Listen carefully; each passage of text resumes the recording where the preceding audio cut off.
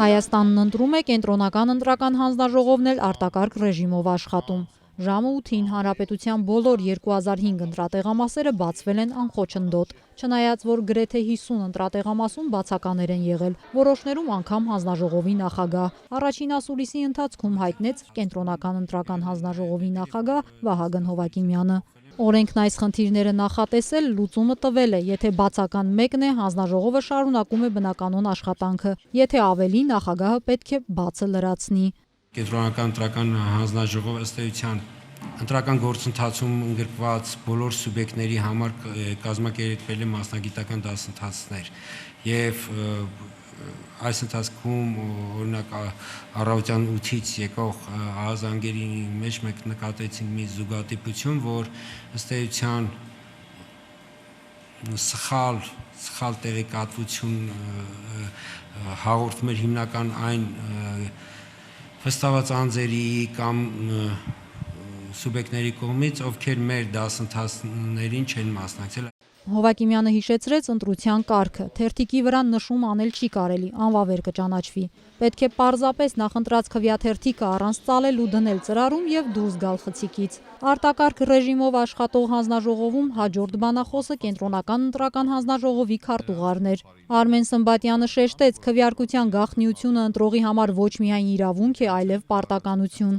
Սմբատյանը թվարկեց նաեւ, թե ովքեր կարող են մասնակցել ընտրությանը։ Մենք ունենք զինվորական քվեարկություն, շրջիկարգով քվեարկություն, ձերբակալված անձանց պահելու վայրում քվեարկություն եւ քրեակատարողական հիմնարկում քվեարկություն։ Քրեակատարողական հիմնարկում մենք բացում ենք տեղամասային կենտրոններ, ինչպես գիտեք։ 9 քրեակատարողական հիմնարկում բացել ենք տեղամասային կենտրոններ։ 2005 տեղամասային կենտրոններից 9 հենց դրանք են։ Մնացած 1996-ն են միայն համայնքներում։ Այդ կենտրոններում ընտրողները քվեարկում են այն փաստաթղթով, որը տրվել է քրեակատարողական հիմնարկի ղեկավարի կողմից։ Այս պարագայում մեկ այլ առանձնահատկություն էլ կա։ Քրեակատարողական հիմնարկում չեն քվեարկում սարքով, այստեղ քվեարկում են համարակալված կտրոն լրացնելով։ Նույն պատկերն է նաև շրջիկարգով քվեարկելու դեպքում։ Մենք զինվորական մասերի համար տպագրել ենք ձեռնարկներ։ 1300 ձեռնարկ ենք տպագրել եւ Պաշտպանության նախարարության միջոցով բոլոր զորամասերին տրամադրել, որպեսզի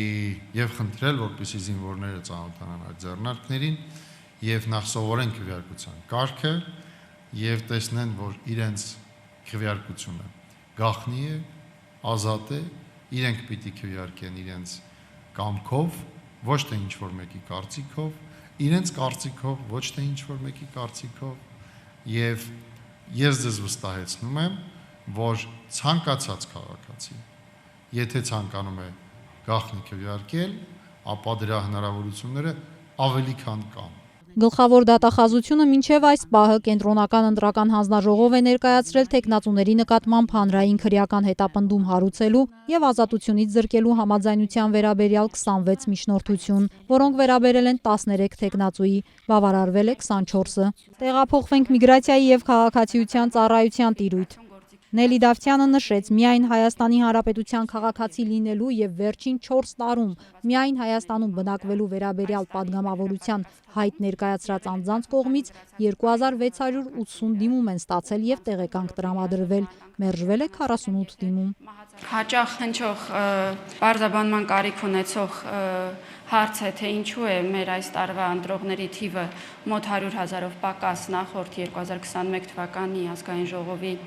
ընտրությունների թվից։ Ես պարզաբանեմ, որ 21 թվականին ընտրական օրենսգրքում տեղի ունեցած փոփոխություններին համաձայն եւ որոնք ուժի մեջ մտան 22 թվականի հունվարի 1-ից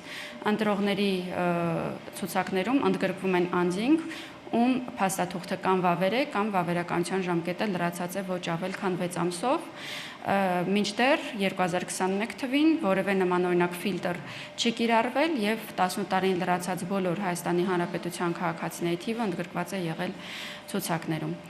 Նելի Դավթյանը շարունակեց, եթե վավերականության ժամկետը լրացած է 6 ամսից ավելի, քաղաքացին պետք է դիմում գրի միգրացիայի եւ քաղաքացիության ծառայության տարածքային ցանկացած ստորաբաժանումում եւ ընտրելու համար ստանա տեղեկանք։ Մեկ այլ տարածված հարցի պարզաբանում. եթե քաղաքացին նախնական ցուցակում գտել էր անունը, որը սակայն բացակայում է վերջնականում, նման իրավիճակի ամենատարածված պատճառը սեփականատիրոջ դիմումի համաձայն անձին գրանցումից հանելն է։